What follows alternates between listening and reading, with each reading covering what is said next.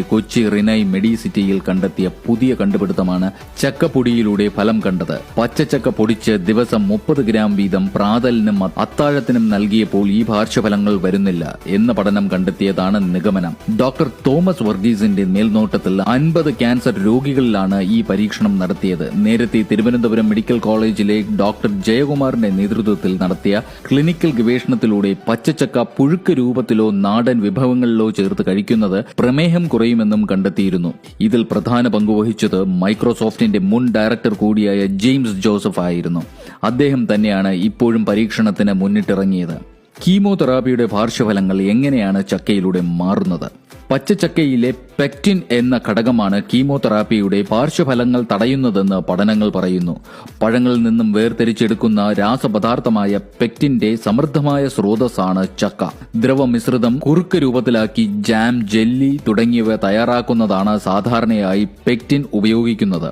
ഇത് പോളിസാക്കറൈഡ് എന്നറിയപ്പെടുന്ന ലയിക്കുന്ന ഫൈബറാണ്. പോഷകമൂല്യമേറിയ ഫലമാണ് ചക്ക. ശരീരത്തിന് ആവശ്യമായ ജീവകങ്ങളും മൂലകങ്ങളും നാരുകളും അടങ്ങിയ പോഷക സമ്പന്നമായ നാടൻ വിഭവമാണ് ചക്ക. ഇതിലെ പോഷകമൂല്യങ്ങളുടെ സാന്നിധ്യം പലതരത്തിലുള്ള ജീവിതശൈലി രോഗങ്ങളെയും തടയും.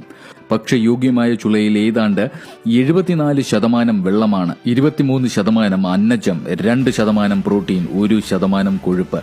100 ഗ്രാം ചക്ക ഏതാണ്ട് 95 കിലോ കലോറി ഊർജം സമ്മാനിക്കും.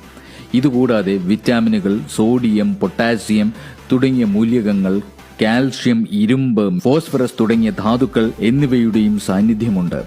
കൊച്ചി റിനൈ മെഡിക്കൽ സിറ്റിയിൽ കണ്ടെത്തിയ ഈ പുതിയ കണ്ടുപിടുത്തം ശരിയാകട്ടെ എന്നും ഇനിയും പല ക്യാൻസർ രോഗികൾക്കും ഈ കണ്ടുപിടുത്തം ഫലം കാണട്ടെ എന്നും നമുക്ക് പ്രാർത്ഥിക്കാം. ഈ കണ്ടെത്തൽ 100% രോഗികൾക്കും ഫലപ്രദമെന്ന് തെളിഞ്ഞാൽ ഇതൊരു ചരിത്ര നേട്ടം തന്നെയായിരിക്കും. കീമോതെറാപ്പിയിൽ നിന്നും വേദന അനുഭവിക്കുന്ന ഓരോ ക്യാൻസർ രോഗിക്കും ഇത് ഒരു വലിയ ആശ്വാസം തന്നെയായിരിക്കും.